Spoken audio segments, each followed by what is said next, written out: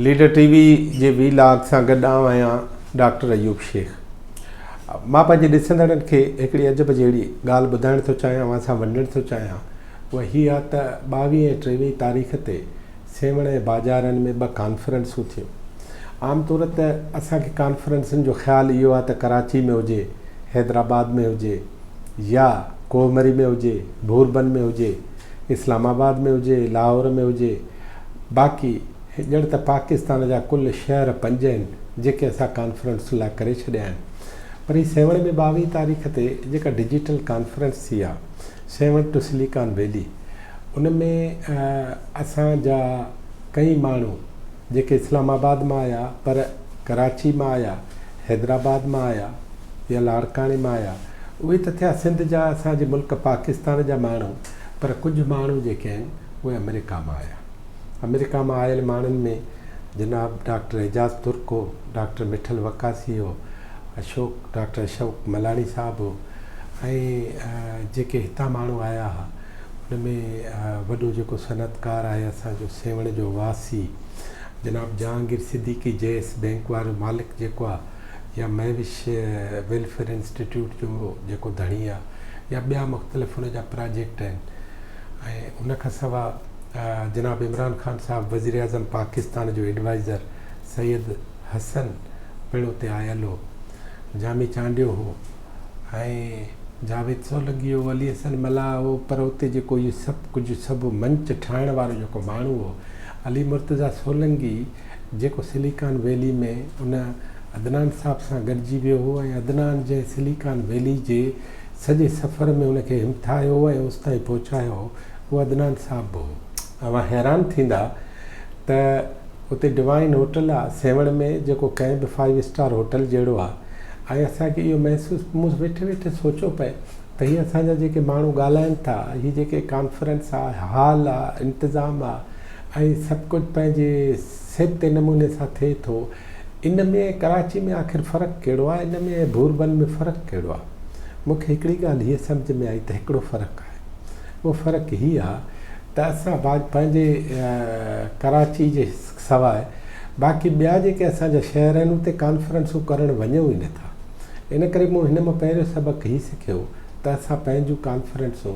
रुॻो पंहिंजे गादी वारे हंधि कराची में न कयूं, या पंहिंजे हैदराबाद में न कयूं, पर जिते जिते मौक़ो मिले, जिते लाइब्रेरियूं हुजनि, जिते कन्वेंशन सेंटर हुजनि, जिते पाकिस्तान नेशनल सेंटर हुजे, जिते वॾा वॾा आर्ट्स काउंसिल हुजनि, या मुख़्तलिफ़ कल्चरल सर्किल्स हुजनि, उते असां इहे प्रोग्राम ज़रूरु कयूं। ॿी ॻाल्हि मूं इहा सिखी त तव्हां जेकॾहिं महिनत कयो था त पोइ इस्लामाबाद मां सैयद हसन बि अची सघे थो, अदनान साहब बि अची सघे थो, ऐं अमेरिका मां डॉक्टर एजाज़ तुर्क वारा बि अची सघनि था।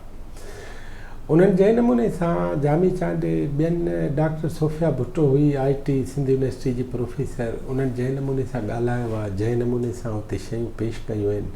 या मुर्तज़ा सोलंगी खां वठी मिस्टर अदनान ताईं सैयद हसन बहसियत एडवाइज़र जेका उते ब्रीफिंग ॾिनी प्रोजेक्टर ते, हुन उते ॿुधायो त सॼे मुल्क में असां हिकिड़ा 14 इन्वेस्टमेंट जा डिजिटल पार्क ठाहिण पिया वञूं,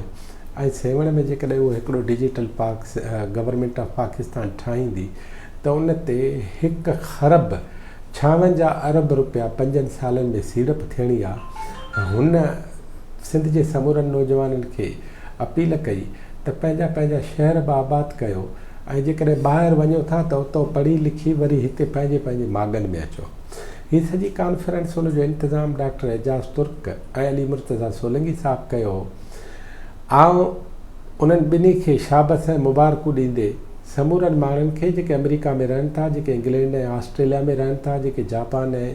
ॿियनि वसंदनि में रहनि था, जेके कमाइनि था, जेके वसंदी वारा आहिनि, या UAE में, मिडिल ईस्ट में, सऊदी अरब में रहनि था, उहे हाणे सिंध खे पंहिंजो कनि। हीअ सिंध तब्दील पई थिए। ऐं मूं हिकिड़े आर्टिकल में इहा ॻाल्हि बि लिखी त हीअ 1000 मेलनि जो पंधु आहे, जंहिंजो पहिरियों क़दम सेवण शरीफ़ आहे। हिकिड़ो वक़्तु हो त 16 फरवरी 2017 ते सेवण में दरगाह जे अंदरि बम धमाके वसीले 90 ॼणा अजल जो शिकार थिया हुआ, ऐं 300 खां मथे माण्हू ज़ख़्मी थिया हुआ। अॼु सिंध कर मोड़े डिजिटल पासे ॾे पई वञे, हिकिड़े डिजिटल इनकलाब ॾांहुं पई वञे। उन जी शुरूआति कराची खां पोइ सेवण में ऐं सेवण खां पोइ ॿियनि हंधनि ते इहो सफ़र जारी रखण लाइ ज़रूरी आहे त जेके ॿाहिरि असांजा ख़ैरतमंद माण्हू वेठा आहिनि या जीअं जहांगीर सिद्दीकी साहिबु हिते आयो ऐं उन उते मुख़्तलिफ़ कमिटमेंट्स कयूं आहिनि इन करे असांखे मुख़्तलिफ़ हंधनि ते एजाज़ तुर्क ऐं जहांगीर सिद्दीकी सुमार खोसा ऐं सैफुल्लाह निज़ामाणी ऐं मिठल वकासी इहे सभु जो सभु खपनि था या ख़ैरपुर नाथन शाह में कमु थो करे सुल्तान लगारी साहिबु डॉक्टर आहे या इन जहिड़ा ॿिया माण्हू इन करे मूंखे नंढड़ी तमीद ॿधणी नंढड़ी ॻाल्हि करणी तव्हांखे इहा ॻाल्हि ॿुधाइणी त तव्हांजी महिनत सां तव्हांजी सुजाॻी सां सिंध तब्दील पई थिए ऐं सिंध जी तब्दीली जा किरणा अव्हांखे झर झंग नज़र ईंदा रुॻो तव्हां उथो ऐं जेको हड़ में अथव उन हड़ मां रुॻो कुझु पंहिंजे लाइ रखो